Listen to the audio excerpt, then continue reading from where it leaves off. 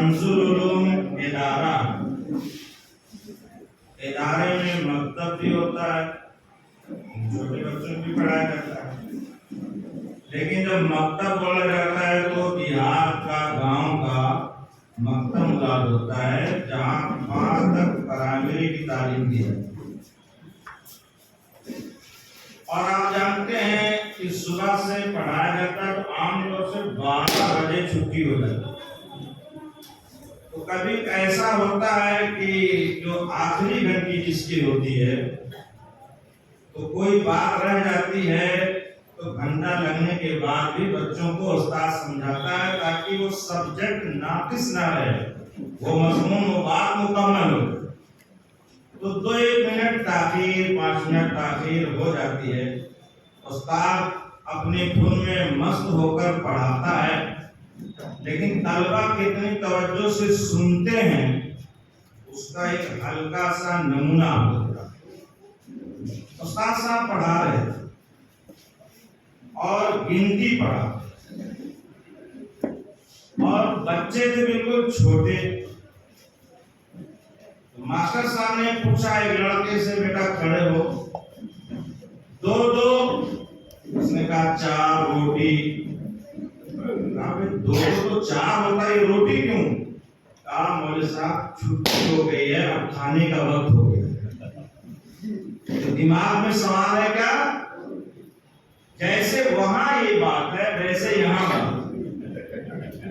मौलाना अब्दुल बारी साहब ने हमको उस वक्त बैठाया है जब 2-2 4 नहीं होता, 2-2 4 रोटी होता है।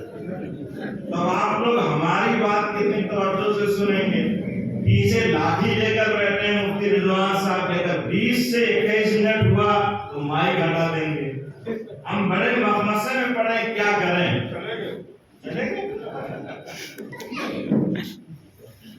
बार में दुआ फरमाए अल्लाह ताला कुछ मुख्तसर वक्त में काम की बात कह रहा है, जिसमें मेरा भी फायदा हो, आपका भी फायदा हो, मदरसे का भी फायदा हो, असातिज़ा का भी फायदा हो, मिल्लत का भी फायदा हो, इस शहर का भी फायदा हो, और इस जमीन पर बसने वाले हर फर्दे बशर, जिसे इंसान कहा जाता है और जिन्नात कहा जाता है, ये दोनों मुकल्लफ हैं। इंसान और जिन्नात, जिन्नात भी पढ़ते हैं, इंसान भी पढ़ते हैं, इन सब को अल्लाह ताला हिदायत दे। ये वो कुरान है, आप जिन्नात का नाम सुनकर डरिएगा नहीं, चाहे वो जिन्नात हो या कोई और जिन्नात से बड़ा जिन्नात। यही वो कुरान है जिसको आज हमारे 12 और 14 बच्चों ने आपके सामने याद करके दिखाया है। जब इस दुनिया में अल्लाह ने कुरान को भेजने का, उतारने का फैसला फरमाया तो जबरदस्त आसमानों पर सिक्योरिटी लगा दी। शयातीन पहले जाते थे, कान लगाकर सुनते थे, और कुछ सुन पाए तो उसमें 99 बात मिलाकर झूठ आकर दुनिया में फैला रहे। जब इमामुल अंबिया सरकार दो आलम सल्लल्लाहु अलैहि वसल्लम को अल्लाह ताला ने इस दुनिया की हिदायत के लिए, कायनात की हिदायत के लिए, मशरिक व मगरिब, शिमाल व जुनूब, चाइना, रसिया, अमेरिका, यूरोप, इंडिया, सब की हिदायत के लिए, सिर्फ मुसलमानों की हिदायत के लिए नहीं, आप रहमतुल लिल आलमीन हैं, यानी दुनिया की हिदायत और रहमत बनकर आए हैं आप। ऐसे ये कुरान आलम के लिए, यानी पूरी दुनिया के लिए हिदायत। ये मुसलमानों ही की किताब नहीं है, ये पंडित जी की भी किताब है, यादव जी की भी किताब है, ठाकुर की भी किताब है। यानी अगर वो इससे हिदायत हासिल करना चाहें तो उनको भी इससे रोशनी मिलेगी और उनको भी इससे फायदा हासिल होगा। और ना हिदायत उठाना चाहे मुसलमान, घर के अंदर कुरान जाकर देख लीजिएगा, पढ़ा होगा, उस पर 2 इंच मिट्टी पड़ी होगी और कभी उठाया नहीं गया होगा। वो कुरान जो दान में लपेट कर रखा गया होगा, वो सिर्फ उस वक्त उठाया जाएगा जब शब बरात और रमजान है, हमारे घरों में तिलावत नहीं। तो इस कुरान को नासिल करने का अल्लाह ने जब इरादा किया, सिक्योरिटी और हिफाजत का जबरदस्त इंतजाम, तो जिन्नात में खलबली रखी हुई, क्या नया बात का पेश है। अब पूरी दुनिया में टहलने लगे, देखें कहाँ क्या हुआ। एक जगह फजर के वक्त पहुंचे, जनाब नबी करीम सल्लल्लाहु अलैहि वसल्लम फजर की नमाज में तिलावत फरमा रहे। जब उन्होंने कुरान سنا بالکل سے ہکا بھکا رہ گئے. یہ تو عجیب و غریب کلام ہے, دلوں تک اس کا اثر ہے. قرآن نے اس کو بیان کیا, قل اوحی الی انہ استمع نفر من الجن. جناتوں کی ایک جماعت نے اس قرآن کو سنا اور انہوں نے خود کہا کہ یہ قرآن تو ہدایت دیتا ہے, یہدی الی الرشد, آمنا بھی, ہم اس پر ایمان. جنات سن کر بھی ایمان لائے قرآن. میرے بھائی, آج آپ نے جس ادارے کے اندر کنز العلوم اس کا نام ہے نا, علوم اور فنون کا یہ خزانہ ہے, اس سے ایک حافظ پیدا ہوا, ایک عالم پیدا ہوا, آپ نے انعام سے نوازا, آپ نے اس کا اکرام اور اعزاز کیا, لیکن کیا اس کے بعد ذمہ داری ختم ہو گئی؟ اب اور آپ کی ذمہ داری بڑھ گئی. ذمہ داری اتنی بڑھ گئی ہے کہ اگر اس حافظ کے ساتھ آپ نے کبھی گستاخی کا کوئی معاملہ کیا کسی بھی پہلو سے, تو اس حافظ کی ذات کے ساتھ گستاخی نہیں کیا آپ نے, اس قرآن کے ساتھ گستاخی کیا جو دولت اللہ نے اس کو عطا فرمایا. ابھی انہوں نے بتایا کہ مینیجر صاحب کی بچی میڈیکل میں آئی ہے, یقیناً پورے خاندان, پورے گھر والوں کو خوشی ہوگی کہ ہماری بچی میڈیکل میں کامیاب ہوئی ہے, اب وہ مہینے لاکھوں لاکھ کمائے گی جب پڑھ کر فارغ ہو جائے گی. اور جب گھر میں کوئی حافظ ہو جاتا ہے تو پہلا سوال کیا جاتا ہے, حافظ جی کھائیں گے کہاں سے؟ معلوم یہ ہوتا ہے کہ حافظ جی قرآن پڑھ کر کوئی بہت بڑا جرم کر چکے ہیں, اب ان کو نہ ناشتہ ملے گا, نہ کھانا ملے گا, نہ گاڑی ملے گی, نہ مکان ملے گا, نہ دنیا کی کوئی اور راحت اور آرام کی چیز ملے گی. یہ عام مزاج ہے ہمارا اور آپ کا. یہی میں کہہ رہا ہوں کہ حافظ کے ساتھ توحید کا معاملہ نہیں ہونا چاہیے, اس لیے کہ اگر میں حافظ ہوں اور آپ نے مجھے حقیر جانا تو مجھے نہیں, آپ نے اس قرآن کو حقیر سمجھا, آپ نے اس کلام الہی کو حقیر سمجھا, آپ نے اللہ تعالیٰ کے اس فرمان کو حقیر سمجھا جس سے عظیم الشان دنیا میں کوئی دولت نہیں ہوئی. اور اس گستاخی پر امت کا مواخذہ ہو جاتا ہے.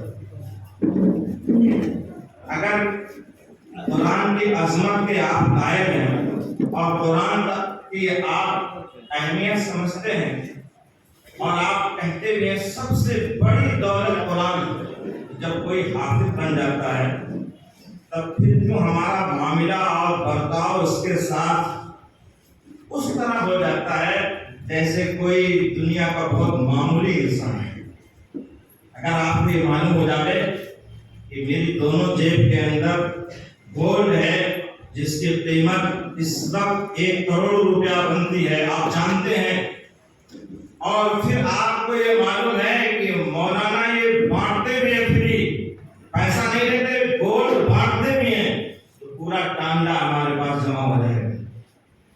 اہمیت ہے گولڈ کی, اہمیت ہے دولت کی, اہمیت ہے مال کی, اہمیت ہے پیسے کی, اہمیت ہے روپیہ کی, اہمیت ہے درہم و دینار کی, اہمیت ہے ڈالر کی. اس لیے وہاں پبلک اس کا اکرام کر کے خود چاہتی ہے ہم یہ دولت حاصل کرنے. اگر قرآن کی بھی اہمیت ہوتی, اللہ کے کلام کی بھی اہمیت ہوتی, تو زبان ہی سے نہیں اس مکتب میں پڑھانے والے حافظ کی تنخواہ میڈیکل میں پڑھنے والے ڈاکٹر سے زیادہ آپ دیتے. کیوں آپ 5,000 دیتے ہیں؟ کیوں آپ مولوی صاحب اگر آپ کہیں آپ کے بچے کو قرآن پڑھانے آتے ہیں تو آپ کہتے ہیں 500, اور اسی بچے کو جو انگلش پڑھانے کے لیے آتا ہے آپ کہتے ہیں 2,000 دیا جائے گا. یہ کس نے آپ کو بتایا؟ یہ تحقیق نہیں ہے, یہ تسلیم نہیں ہے, یہ توہین نہیں ہے, یہ قرآن کے ساتھ مذاق نہیں ہے, یہ حافظ کے ساتھ بے عزتی نہیں ہے. آپ انگلش پڑھانے والے کو, میتھ پڑھانے والے کو, سائنس پڑھانے والے کو, جغرافیہ پڑھانے والے کو 200 روپیہ ٹیوشن کا نہیں 2,000 دیتے ہیں, اور قرآن پڑھانے والے کو آپ 500 روپیہ دیتے ہیں. فرق آپ نے کیا ہے, ہم نے تو ریٹ اپنا نہیں لگا, ہم نے تو کوئی مطالبہ نہیں کیا تھا, لیکن آپ نے اہمیت سمجھا ہوتا تو صرف زبان سے نہ کہتے قرآن اہم ہے. قرآن جب اہم ہے تو جو حافظ ہوا وہ بھی اہم ہے. قرآن جب اہم ہے تو جس مدرسے میں قرآن پڑھایا جاتا ہے وہ مدرسہ اس کالج اور اس یونیورسٹی سے بھی بڑا ہے جس یونیورسٹی سے پڑھ کر کوئی انجینئر اور ڈاکٹر نکلتا ہے. یہ ہمارا دو رویہ ہے. ہم ہم زبان سے کہتے کچھ ہیں اور کرتے کچھ ہیں. کہتے مولوی صاحب کی تنخواہ بس خالی 5,000 چاہیے، زیادہ نہیں، اور ڈاکٹر کی تنخواہ 2 لاکھ چاہیے. جس زمانے میں لوگ اپنے دین کی ناقدری کرنے لگے، اپنے علماء کی ناقدری کرنے لگے، اپنے مدرسوں اور مکتبوں کی ناقدری کرنے لگے، اپنے دیندار اور دین کے پیغام پہنچانے والے اور دین کی پہرے داری کرنے والے اور ملت کی ترجمانی اور پاسبانی کرنے والے اور بھوکے فاتح کے ساتھ دین کی خدمت 24 گھنٹہ کرنے والے موجود ہوں اور قوم ان کی ناقدری کرے، اس قوم کو کبھی عزت نہیں مل سکتی، اس قوم کو سربلندی نہیں مل سکتی، اس قوم کو دنیا کے اندر کوئی نہیں اٹھا سکتا ہے. اس لیے یہ دین اللہ کا ہے، یہ حضور پاک صلی اللہ علیہ وسلم کا بھی دین نہیں. اگر حضور پاک صلی اللہ علیہ وسلم کا دین ہوتا تو آپ کے پردہ فرمانے کے بعد دین کا سلسلہ رک گیا ہوتا. یہ اللہ کا دین ہے. ابھی مولانا رضوان صاحب نے کہا کہ اب نہیں سمجھ میں آتا حضرت مہدی علیہ السلام سے پہلے ہمارے اندر کوئی ایسا قائد یا ایسا رہنما پیدا ہو.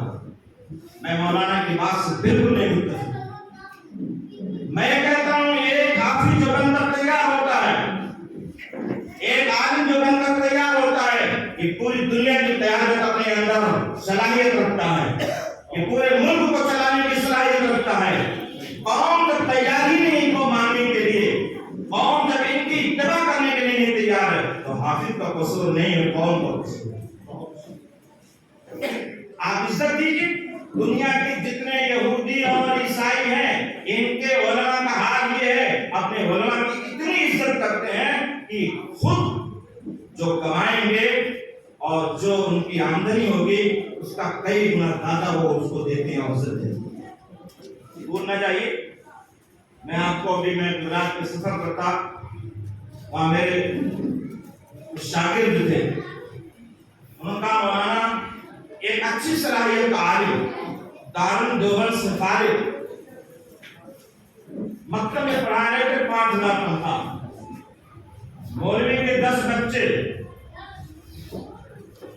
اب 10 بچے، ایک بیوی، شوہر 12، 5,000 کی آمدنی. آپ مجھے جوڑ کر بتا دیجیے دودھ کا حساب، بجلی بل کا حساب، شادی کا، مکان کا.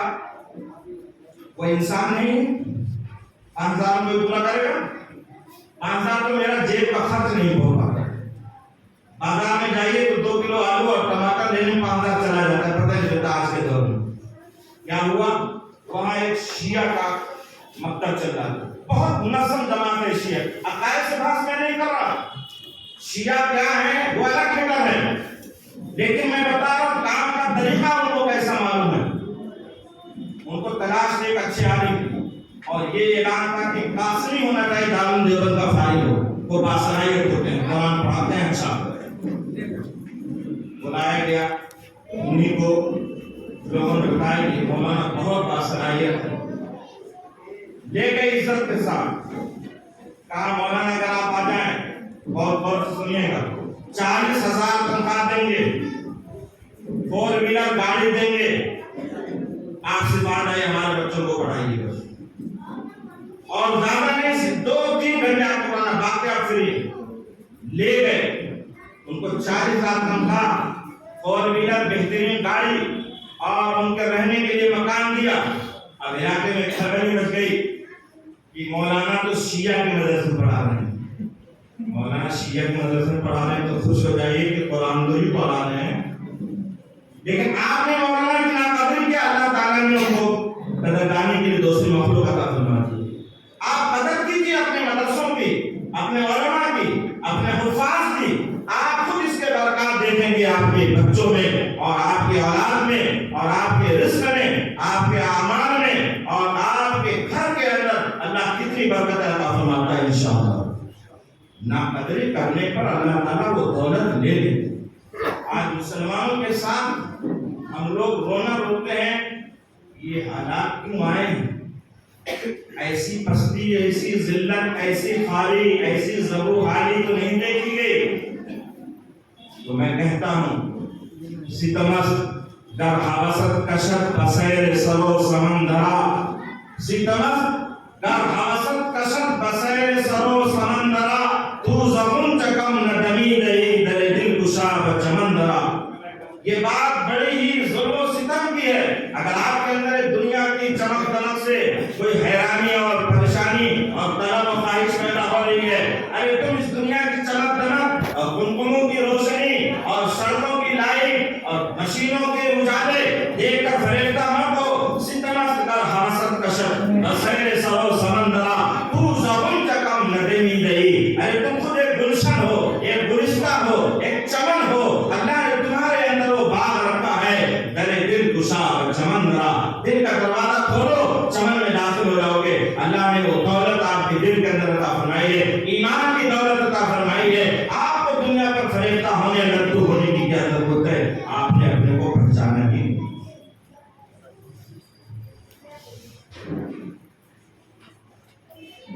آپ کو میں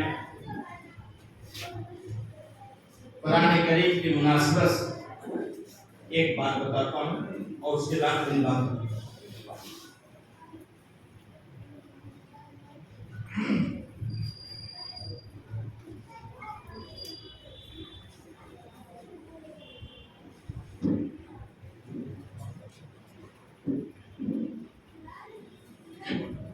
قرآن کریم یہ اللہ کا کلام ہے. بہت زیادہ وقت نہیں کر رہا ہے. قرآن کریم اللہ کا کلام ہے. اس کے الفاظ کو صحیح پڑھنا فرض یعنی بہت ضروری. غلط پڑھیں گے گنہگار ہیں. نمبر 2، اس کے معنی کا بھی سمجھنا آپ کی ذمہ داری.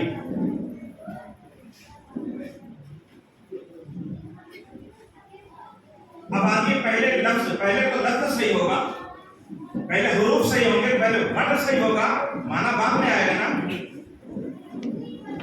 مدرسے میں ان کو الف سے لے کر یا تک پڑھایا گیا. الف با تا سا، ایک ایک حرف ان کو زبان پر بٹھایا گیا. اب اس کے بعد ایک ایک حرف کو دوسرے سے جوڑ کر بتایا گیا، پھر 3 حرف کو جوڑا گیا. دھیرے دھیرے وہ بچہ آگے بڑھتا گیا اور قرآن کے پاروں تک پہنچ گیا. الفاظ اس کے صحیح ہو گئے.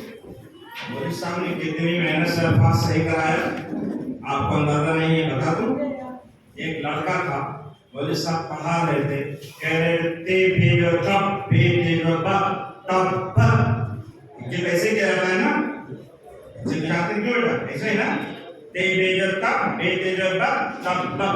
وہ لڑکا کہتا تھا تے بیجو تب بیجو تب. ایک ہفتہ تک یہی سبق چلا. مولوی صاحب پڑھاتے پڑھاتے تھک گئے، لیکن بچے نے تب تک نہیں کہا، بب تک ہی کہا. اس کے بغل میں ایک لڑکا تھا، مدثر نام تھا. اس نے کہا ابے پاگل ہو تم اتنا نہیں کہہ پاتے؟ لڑکے نے کہا پاگل ہم نہیں تم. ہم جانتے ہیں تب ہوتا ہے، لیکن ہم جان بوجھ کر بد تک کہہ رہے ہیں کہ اس لیے اگر کہہ دیں گے تو سبق آگے بڑھ جائے گا. اتنی محنت سے مولوی صاحب بچوں کو پڑھاتے ہیں اور بچے کتنے چالاک ہوتے ہیں آپ اندازہ لگا لیجیے. اب اس کے بعد آئیے، یہ تو عربی کے الفاظ ہیں نا. میں آپ کو ایک مثال دیتا ہوں. کچھ لوگ کہتے ہیں قرآن ہم بھی سمجھ لیتے ہیں، قرآن کا ترجمہ دے کر. بہت بڑا افراد اور دھوکہ ہے جو لوگ یہ دعویٰ کرتے ہیں کہ ہم بھی قرآن کا ترجمہ دے کر قرآن سمجھ لیں گے. بالکل غلطی کر رہے ہیں. بغیر کسی عالم کی رہنمائی کے قرآن کا ترجمہ پڑھیں گے تو آپ غلطی ضرور کریں گے اور گڈھے میں جائیں گے. دیکھیے ترجمہ، لیکن عالم کے سہارے اور عالم کی مدد سے. اردو کی بات میں آپ کو بتاتا ہوں. اردو کے بھی الفاظ ایسے ہیں کہ ایک ایک جملے کے 4 معنی ہیں. الفاظ وہی، جملہ وہی. جیسے کیا بات بولتے ہیں لوگ، اس کا 4 ترجمہ ہے. کیا بات ہے، استفہام، سوال، کیا بات. ایک ترجمہ یہ ہوتا ہے. دوسرا ترجمہ تحقیر، یعنی کسی چیز کو حقیر سمجھنا. کیا بات ہے اس کے لیے جھگڑا، کیا بات، چھوڑ کیا بات کا ترجمہ. پہلا کیا ہوا سوال، دوسرا ترجمہ کیا ہوا تحقیر، تیسرا ترجمہ تعریف. ارے آپ کی کیا بات ہے، مجمع اوصاف تیری ذات ہے، آپ کی ہر بات کی کیا بات ہے. اب یہاں کیا ہو گیا تعریف. تین ترجمہ ہوا کیا بات کا. چوتھا ترجمہ تحدید. کیا بات ہے، کیوں لڑ رہے ہو، کیا بات، یہ تحدید دھمکی ہے، بند کرو لڑائی جھگڑا. اب آپ بتائیے وہی جملہ ہے، وہی ورڈ ہے، صرف لہجہ بدل گیا، ترجمہ بدل گیا، معنی بدل گیا، تو جو اردو نہ سمجھ پائے وہ عربی سمجھ پائے گا. اور اردو کے ترجمے سے امام صاحب فجر کی نماز پڑھا رہے تھے، بیچارے عالم نہیں تھے، دیہات کے پرانے رہے کٹائے درشن نہ کرو. اب وہ فجر میں کھڑے ہوئے تو روزانہ تو سکون کے ساتھ نماز پڑھ رہے تھے. آج جب نماز کی نیت باندھا تو بالکل ایک دم مست ہو کر جھومنے لگے، ایسے پورا جھوم رہے ہیں اور خوب قائل جھوم رہے ہیں جیسے کوئی شراب پی کر جھومتا ہے. مقتدی لوگ گھبرا ہو گئے، آج امام صاحب کو کیا ہو گیا، نماز میں اتنا جھوم رہے ہیں. نماز کسی طریقے سے مکمل ہوئی. صدر صاحب نے، متولی صاحب نے کہا امام صاحب خیریت تو ہے، آج آپ نماز میں اتنا جھوم رہے تھے، اتنا ہل رہے تھے، ہم نے سمجھا کہ زلزلہ آ گیا، خیریت ہے. کہا بھائی دیکھیے بخاری میں آیا ہے کہ نماز کو ہل کے پڑھانا چاہیے، یعنی نماز میں ہلنا چاہیے. وہی مفتی زمان اللہ صاحب بھی بیٹھے ہوئے تھے. بخاری منگائی، بخاری منگائی. پرانے زمانے میں ہلکی لفظ کو کبھی کبھی تائے اس طرح لمبی کا یا جو ہوتی چین دیا کرتی تھی، اس کو پڑھنے والا پڑھ لیتا تھا ہل کے، تھا وہ کیا ہلکی، پڑھا کیا ہل کے. تو یہ تھا کہ جب کوئی نماز پڑھا تو ہلکی نماز پڑھائے، یعنی بڑی لمبی صورت نہ پڑھے تاکہ مقتدی گھبرا جائے. ہلکی نماز پڑھائے. انہوں نے ہلکی کو کیا سمجھ لیا، ہل کے، لگے ہلنے. اب اردو میں سمجھ پائے آدمی تو قرآن کا ترجمہ ایسے پڑھ کر مولانا کو چھوڑ کر وہ بن جائے گا مفسر قرآن. دھوکہ ہے. میں آپ کو مطلب اس لیے کر رہا ہوں کہ اس دھوکے میں اگر آپ پڑھیں گے تو خود بھی جائیں گے گڈھے میں، دوسروں کو بھی لے جائیں گے. اور ایک مثال آپ کو میں دیتا ہوں کہ قرآن کریم اللہ تعالیٰ کا یہ کلام، آپ نے اس کے الفاظ صحیح کر لیے، تلاوت اب اس کی کیجیے، کثرت سے تلاوت کیجیے. حدیث پاک کا دراصل ہے، نبی کریم صلی اللہ علیہ وسلم ارشاد فرماتے ہیں ان هذه القلوب تصدع كما يصدع الحديد اذا اصابه الماء. ان دلوں کو بھی زنگ لگتا ہے. زنگ کے معنی آتے ہیں مرچا. لوہا اگر باہر رکھ دیے پانی گرے گا اس میں زنگ لگ جاتا ہے. پھر وہ لوہا بلڈنگ میں انجینئر کہتا ہے اس کو نہ استعمال کیجیے، اس لیے کہ اب اس میں یہ جو زنگ لگا ہے کمزور ہو گیا. دل میں جب زنگ لگتا ہے تو کمزور رہتا ہے. اور دل میں زنگ کیوں لگتا ہے، گناہوں کی وجہ سے، اللہ کی نافرمانی کی وجہ سے، اللہ کا حکم توڑنے کی وجہ سے. نبی کریم صلی اللہ علیہ وسلم فرماتے ہیں دلوں میں زنگ لگتا ہے جیسے لوہے میں زنگ لگتا ہے. صحابہ نے پوچھا اللہ کے رسول لوہے کا زنگ تو ہم جانتے ہیں کیسے دور ہوگا، دلوں کا زنگ کیسے دور ہوگا؟ آپ نے فرمایا دو کام کرنا ہوگا، تلاوت القرآن، قرآن کریم کی تلاوت، اور موت کو کثرت سے یاد کرو، دل کا زنگ دور ہو جائے گا. اب ایک جماعت ایسی ہے وہ کہتے ہیں تلاوت کی ضرورتیں نہیں، طوطے کی طرح رٹنے سے کیا فائدہ، رٹنے سے کیا فائدہ. اتنی بڑی تحقیق قرآن کے ساتھ، کلام الہی کے ساتھ اس کو مذاق بنایا گیا، جس کو نبی پاک صلی اللہ علیہ وسلم کی ذمہ داری بتائی گئی ہے کہ آپ امت کے سامنے قرآن پڑھتے ہیں اور آپ تلاوت کرتے ہیں. حتیٰ کہ ابی بن کعب رضی اللہ تعالیٰ عنہ سے فرمایا ابی ذرا قرآن پڑھو میں سنوں گا. اللہ نے تمہارا نام لیا ہے اور یہ کہا ہے ابی سے کہو قرآن سنائیں. حضرت ابی فرماتے ہیں اے اللہ کے رسول اللہ سمانی، کیا اللہ نے میرا نام لیا ہے؟ اللہ کے رسول نے فرمایا ہاں اللہ نے تمہارا نام لیا. جس پر قرآن اتر رہا ہے وہ کہہ رہا ہے ابی سے کہ ابی تم سناؤ. وہ الفاظ ہی تو پڑھ رہے تھے، تلاوت ہی تو کر رہے تھے، اور آج کہا جا رہا تلاوت سے کیا فائدہ؟ تلاوت کریے، کلام الہی کی لذت پائیے، اور ہر کلام کے اندر صاحب کلام کا جلوہ ہوگا۔ ہر کلام کے اندر شاعر صاحب پڑھ رہے تھے، واہ واہ سن رہے تھا، شعر بنایا تھا انہوں نے، واہ اچھا لگ رہا تھا۔ ایک فلمی دنیا کا گانا جو اس کے دیوانے ہوتے ہیں وہ سنتے ہیں، واہ واہ کرتے ہیں، مست ہوتے ہیں، کوئی میوزک سے مست ہوتا ہے، کوئی گانے سے مست ہوتا ہے، اور کلام الہی پڑھنے والا کہے ہمیں اسے کوئی لذت نہیں ملتی۔ کتنی حیرت اور کتنے افسوس کی بات ہے۔ اور میں آپ کو بتا کر اپنی بات میں ختم کروں گا کہ کلام کے اندر صاحب کلام کا جلوہ ہوتا ہے۔ اس بات کو سمجھنے کے لیے حضرت شاہ ولی اللہ صاحب جو حضرت تھانوی رحمۃ اللہ علیہ کے بڑے خلیفہ میں، بڑے صاحب کشف و کرامت، بزرگ تھے اللہ بھلے تھے، انہوں نے لکھا ہے